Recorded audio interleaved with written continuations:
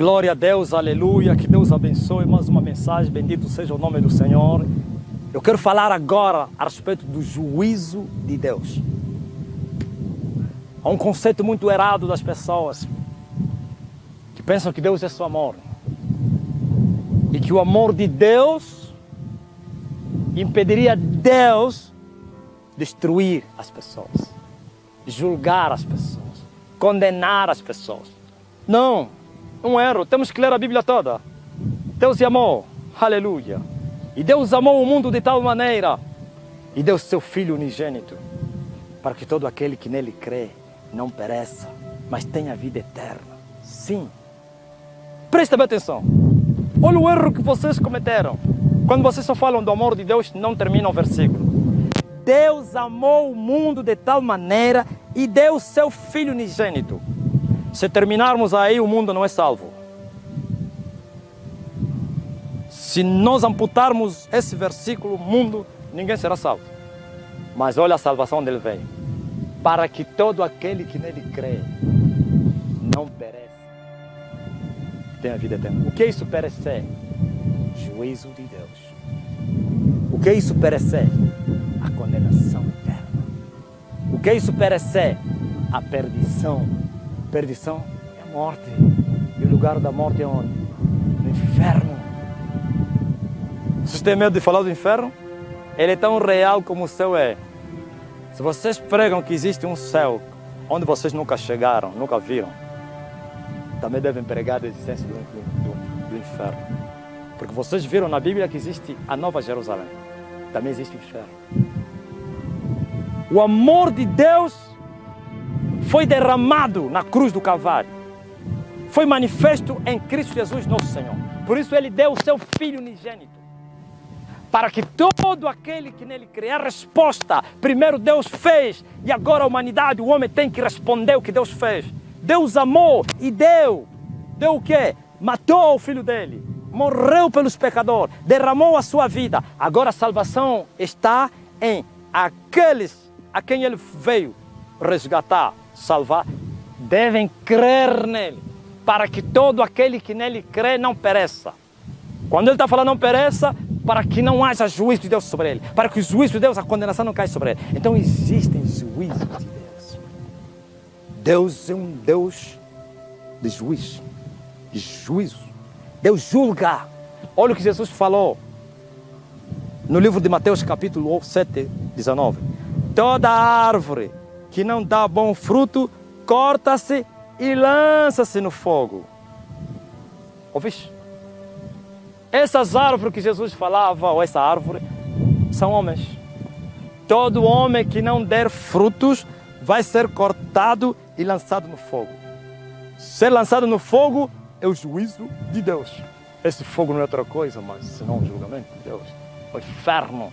O julgamento de Deus termina no inferno. O inferno não foi preparado para os homens. O inferno foi preparado para o diabo e os seus anjos. Mas os homens prevaricadores irão para lá contra a vontade de Deus. A vontade de Deus é que todos fossem para o céu. A vontade de Deus é que todos se salvassem. Mas nem todos têm crido no Filho de Deus. Nem todos têm amado a Jesus Cristo. Então a justiça de Deus cairá sobre esses pecadores, mesmo o seu Filho sendo derramando o seu sangue, e eles profanaram o sangue de Jesus. Profanaram, brincaram com a morte de Jesus Cristo. Por isso há um juízo, há um julgamento. E Deus já mostrou isso desde o princípio. Por isso ele julgou a geração de Noé. Ele os matou. E você pensa que aqueles homens foram para onde? Você diz que não desapareceram. Como as falsas testemunhas de Jeová. Dizem que o homem morre e acabou. É mentira de Satanás. Rússia foi manipulado por Satanás para levar milhões e milhões no inferno. Ele está no inferno e continua a levar milhões para o inferno com a sua doutrina de demônios.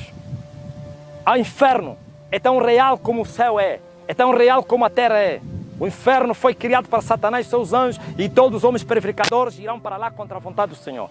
Então, se as pessoas não crerem no Filho de Deus, que morreu por eles, não resta mais nada senão o juízo de Deus. Deus matou todos os concidadãos de Noé, os exterminou, e diz a Bíblia, só 8 almas foram salvas. Mas antes que ele matasse aqueles pecadores, a Bíblia diz que Deus tirou da cena Enoque. Enoque andava com Deus e não provou a morte. Deus o tirou, o levou. E depois a Bíblia se cumpriu e tem se cumprido sempre. Deus livra os piedosos da tentação. Ouviste? E muitos dizem, não, Enoque é o símbolo do que? Do arrebatamento da igreja, que não vai passar no quê? Na grande tribulação. Mentira. Já falei que a igreja passa na grande tribulação.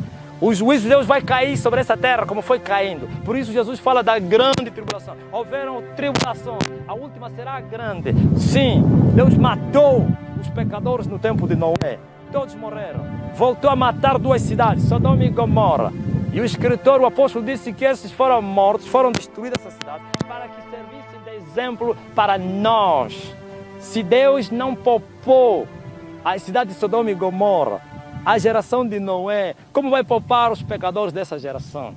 A única coisa talvez que Deus não vai fazer agora é o que ele fez com Sodoma e Gomorra e com o dilúvio. Por isso ele meteu um arco celestial no espaço para que ele não destruísse a terra por causa do homem até o tempo determinado. Sim, Deus não vai destruir a humanidade antes do tempo determinado. No tempo determinado ele vai destruir essa humanidade. Por isso o homem é uma alma. As almas de Sodoma e Gomorra estão no inferno.